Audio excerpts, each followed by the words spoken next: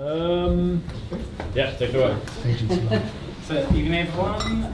My name's David McNeil. I'm a solution consultant from Smartling, and I'm just going to go through a couple of slides today, just talking about translating content with Smartling through Contentful. Just kind of a bit of an icebreaker, as much for myself as for you guys. So I've got two truths and a lie up here. So one of them is I've performed in the circus. Second is William Shatner has described me as a harmless geek. And third, I've shared the world record for the longest handshake. So... These are all over yourself, I suppose. Well, exactly, you need to share it with someone. So, hands up who thinks I haven't performed in a circus. Who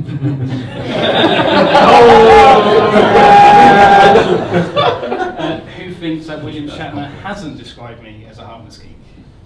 Who's William Shatner? Captain Kirk. It's Captain Kirk himself. Okay. The original. Okay, and so who thinks I don't share the world record for the longest handshake? Okay, a few there. So it is true, I don't have a world record for the world's longest handshake, but I have performed in a circus, and William Shatner has described me as a harmless geek. So As what? Say again? As what? In the circus. Oh, in circus. I was juggling and did a few magic tricks and things like that. Just don't ask me to. Got two elastic bands. When we get two elastic bands, I can do a trick later. So yeah, so this may become a bit more relevant in a moment. So today I'm just going to go through a quick, brief introduction about Smartling, why we actually chose to integrate with Contentful, and how we actually went about building that integration, and then I'm going to do the live demo, which is always fun, especially when you're being recorded. But before that, we also have a competition time. So if anyone would like the opportunity to win some Bang & Olufsen overhead ear headphones, then what you can do is just go to this link. That will take you to our site. There'll be a small little pop-up. Just accept that, and then you just need to guess which one of my two truths and a lie is the lie. So hopefully you can remember that. So we have an advantage now. And before the evening's over, we'll be announcing the winner, so you can actually go home with those tonight.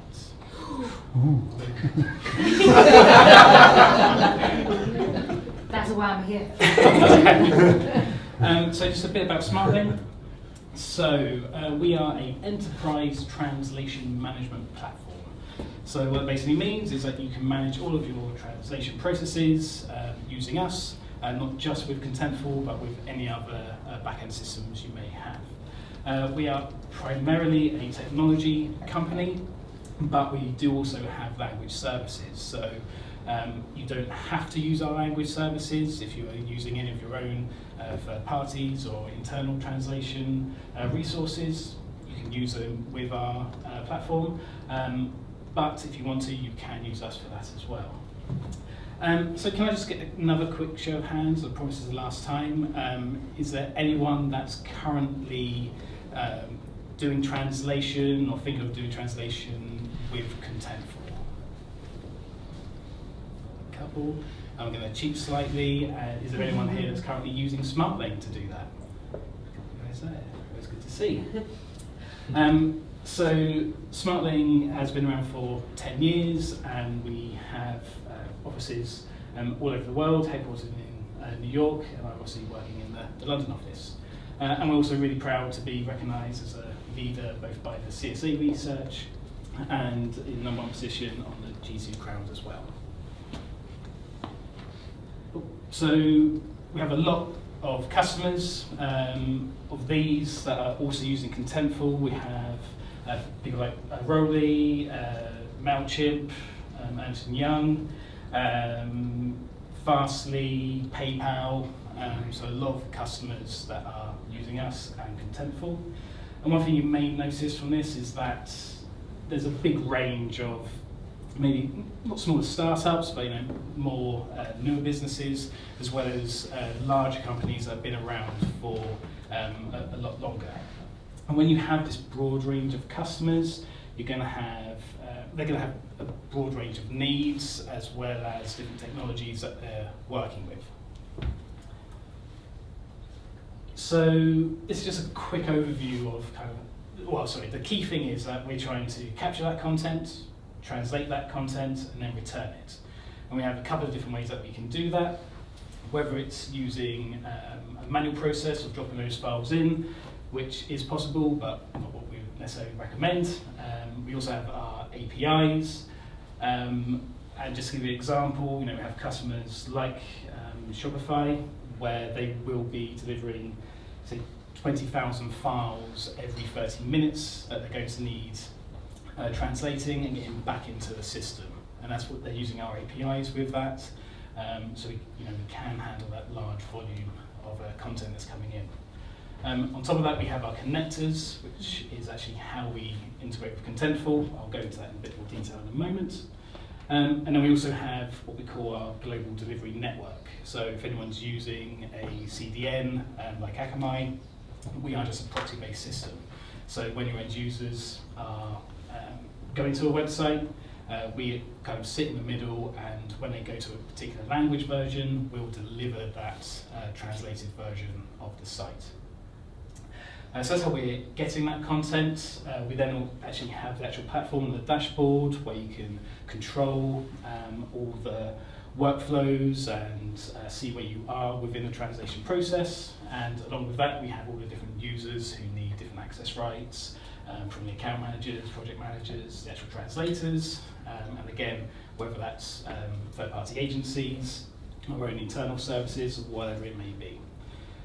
So we have this big array of, or this large platform that is designed to handle each of these different aspects.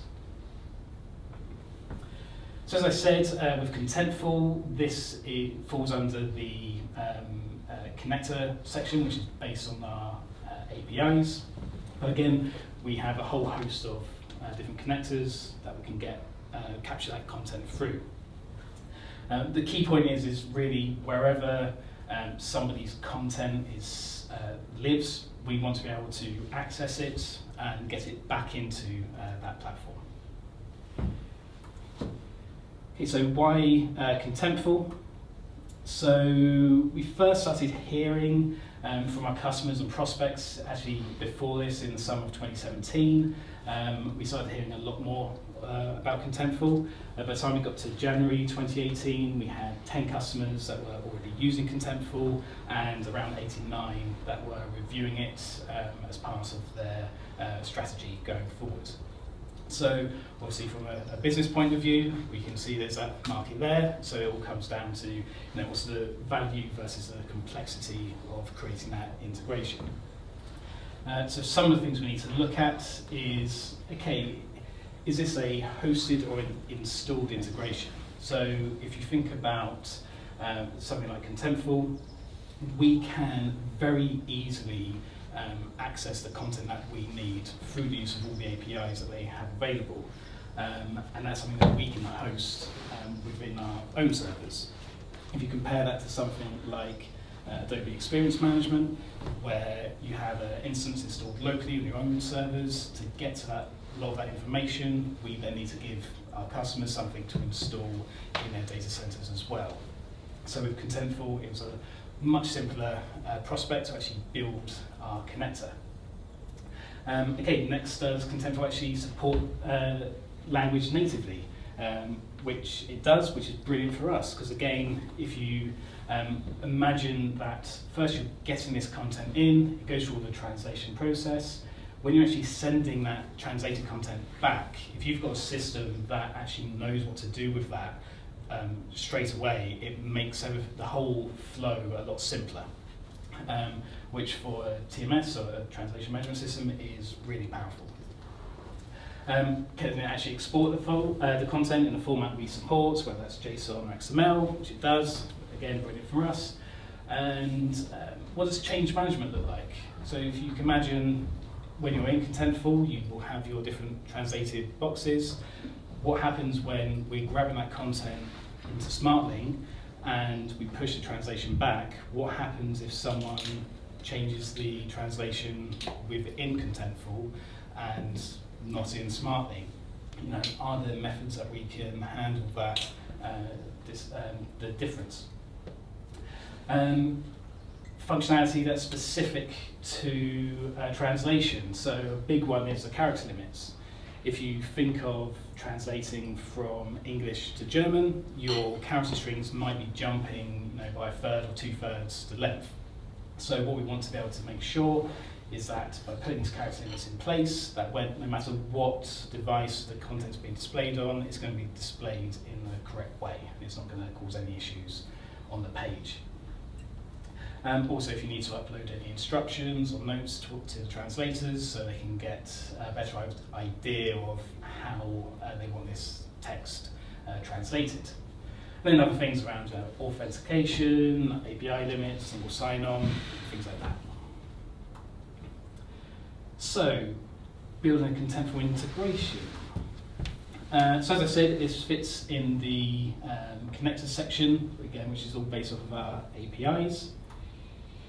And at its simplest, as I said, it's all about the files going in and the files going out again, with added complexity around change management and things like that.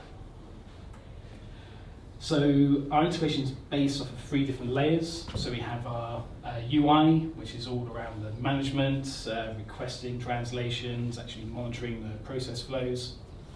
At the very bottom level, we have our common library, which is all about the upload and download, authentication, and things like that. And it's only that middle layer, the third-party customized library, that we really want to be touching on to actually get this integration working. I won't go into this much detail, but what it's basically showing is that, you know, it can get quite complex with all the different systems we need to start integrating with and thinking about. So a couple of different use cases that we come across. So the first one is actually getting started. How are we going to manage the integration and getting access to that data? So we're using a OAuth session to connect, and it's a very simple process. As soon as you say that you have a project that's going to be getting the content from Contentful, it simply opens up a dialog box where you can put in your login details, and then that connection's made. So it's a really easy process. There's not a lot of setup that needs going through. We try and make it as seamless as possible. But then we also have things around, you know, the different user settings, so making sure, you know, with all the different roles you can have within Contentful, that we make sure we have a user that can access the data in the way that we need. We start looking at the upload use cases. So if you can think about, you know, you've just finished doing this massive project, you've just developed or created all of your content for a brand new site. What you then don't want to have to do is click 100 or 1,000 times to get all of that content up into Smartling so you can then do translations. So that's where we have our bulk submit. So we're making sure that we can get that content in easily, if not automatically. We also have the ability to still do single entries if you want to, and also if you need to resubmit data as well. We then have the download flow. So once that translation process actually completed, how are you going to get it back in? Is it based on a scheduler? Can it be done automatically through callbacks? You know, so this is all the types of things that have gone into the platform to make it as a seamless loop as possible. So again, I won't touch too much on this, but you know, it's just looking at some of the most used things that we have in the common library. From a translation point of view, you know, the locale mapping is quite important. So, you know, if you've just selected you want to translate to German in Contentful, but when you come into Smartling, it's German for Germany instead of Germany for Austria or wherever it may be. We can make sure we can control that mapping so everything's going where it needs to go. We also have access for any style guides or glossaries that you may also be using to make sure they're being adhered to in the translation process. So third-party library, some of the key things here, I would say, again, change management that we've talked about, so just making sure that content is only being translated in the correct places, but also the placeholders. So if you've got your content and there's maybe going to be change in text, so in that last example we had the different amounts of ingredients that could be put in place. If that's going to be something that can be changed, you may have a placeholder in there that you don't actually want the translators to translate. So what we have is the ability to identify that type of content, and it'll be hidden, or not hidden, it will stop the translators from actually being able to edit that content. So you know everything that you're putting up is going to be safe, and it's only the correct content that's going to be translated. And the user interface, so everything you would expect around searching fields, creating jobs for the actual translation, and things like that. Don't be afraid, it's not that complicated, but this is just an example of a type of flow that you could have in a system. So once that content is in Contentful, we can automatically detect that there's been a change in that space, and we can pull it into Smartling. Now, as soon as you're talking about translation, there's going to be associated cost there, so you may have to have an authorization step to make sure that relevant people can say, yes, we're happy for this to go forward. From the authorization, we then create what we call the job, which is that item of work that's saying this is the translations that need to take place. Once you've actually translated it, it's then again going back into that publish point, or is there going to be a review step before that? So having the opportunity to actually look at the translations that have taken place and making sure that you're happy with them to be put out and published. And again, with the going back to the published, is that something that's going to be happening through a callback? Is it going to be polling on the schedule? How do you want to have that content actually get back into the system? So how we map that content is, so you have your Contemptible spaces, and they map to a project within a Smartling account. So using different user roles, you can limit the access within Smartling, so only making sure the right resources have access to the right Contemptible spaces.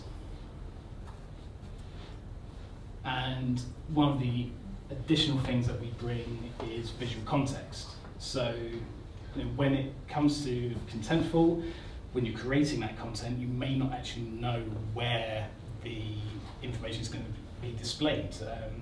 It could be used in multiple different places, but we do have multiple different ways of actually being able to get that visual context into the system, so that when the translators are working on those translations, they can see, okay, I see this word home, should that be house or should it be homepage? What is it that we're looking for? What's the context of that word going to be when it's in place on the page? And let's say we have a couple of different ways we can actually get that additional visual context into the Smartling process. So now the fun part. I'm going to attempt a live demo, and I hope everyone has their fingers crossed. Good start. So I've just created a example project, and as you can see, I currently have it in English as the source, and I have a couple of different areas that are set up to be German for Germany, and there's a few pictures. Anyone that's used the templates might recognize some of this. I have updated the text. I think this is Dracula that I'm using in this example, just because it was free to use. So what you can see is at the moment all of the translated areas are completely blank. So if I just come over to dashboard. So this is just giving you an example of, you can have your different Smartling projects. You can be looking at the particular Contentful one. Jump in. this is where we're seeing a quick overview of everything that's happening within this project. You can see that some jobs have already been completed. We can see how many translations have been authorised in the last couple of days, how much is actually being published. And go into the Contemptible section. So here we can see the different areas that I have set up in Contentful.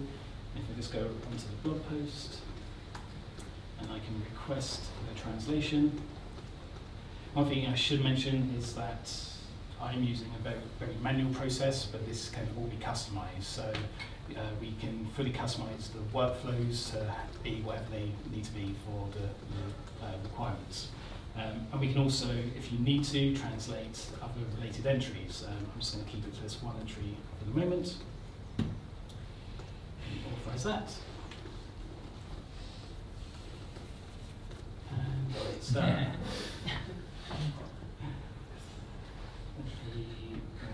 The last time this happened, it said I wasn't connected to Contentful. Let me check that one more time.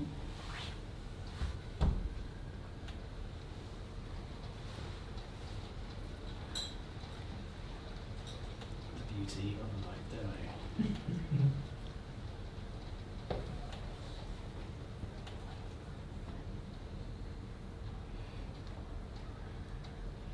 Brilliant. Okay, bear with me. So I should be able to go to one I prepared earlier.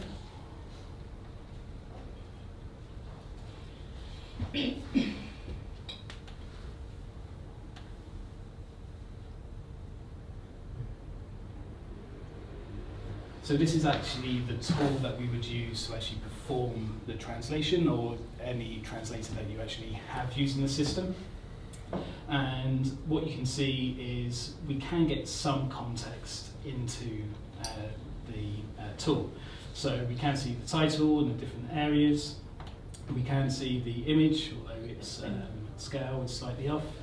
And what we have is in the actual body of the text, we can actually see how that's going to look in context. And as you move through the different strings, you can see where that will be on the page.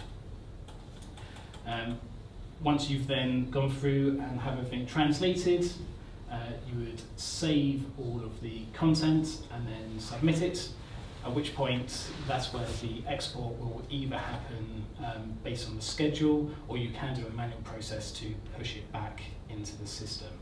At that point, it would then be within those different translation areas, back within the Contentful system. We have some time after this demo, so I'll work out what's gone wrong. So if anyone does want to see that, I'll be happy to show you afterwards. Okay, so that's everything I have. Any questions at all? Hi everyone. So the way that you showed it is kind of the way that we are using it in terms of being quite manual, and the biggest pain point that we come across is what we ideally want is within Contemptible, when an editor is in there editing the content in a record, to just be able to press a button in that record to say I've changed content in this field, to push it through to request a translation, rather than then having to log into Smartling and find the record and submit that. Is that something that's customizable and possible, or? So there are things we can do around the workflows, and there's different amounts of automation we can put in there. So that process of authorizing the job, there's different things we can change around that. So we've got a couple of examples here. So what I've been following there is the most basic authorize, translate and publish. We also have different things where we can, for example, put decision trees in. So if you have not different quality, but different, if you have content that's more important to you than the others, then you may want to push more important content through one translation process, while the others may just want to go to machine translation or a different agency or a different review process, whatever it may be. So there are things that we can do around that.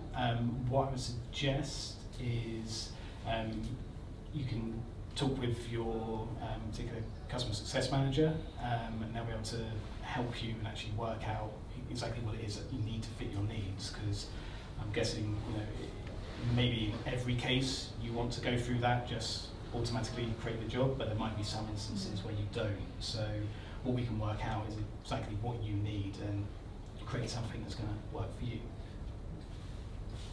Are there any learnings or watch-outs you can share with us with relation to how right-to-left text or up-to-down text is handled, and the interface between how that's done in Contentful and how you deal with it on your platform? So we can handle, it's over 250, is it 300 languages? I'm trying to remember how many languages we 300 Oh, plus. 300, yeah. Essentially.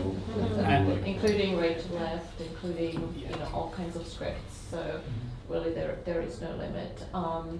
The translation interface that David showed earlier handles all of that, so the translators can work in their comfortable environment. So they will also be working right to left.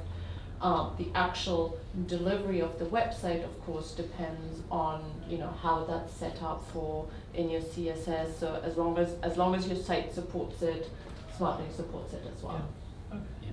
And that comes back to matching the locales within Smartling, within Contentful as well. So making sure that we're pushing back to the correct locale. So Contentful's then going to know, okay, this is a right to left or top to bottom, whatever it may be. And so they'll know how to handle that content. Thank you. Any other questions? No? Okay. If there is anyone that hasn't had a chance to enter the competition, if I quickly just bring that back up. The URL is at the bottom of the screen. I'll move it back to the competition page if everyone's happy for me to. So you have some more time to enter it there. Give me some time and I'll work on that so everyone else does want to see me working one out what we found. And we'll take it from there. Thank you very much.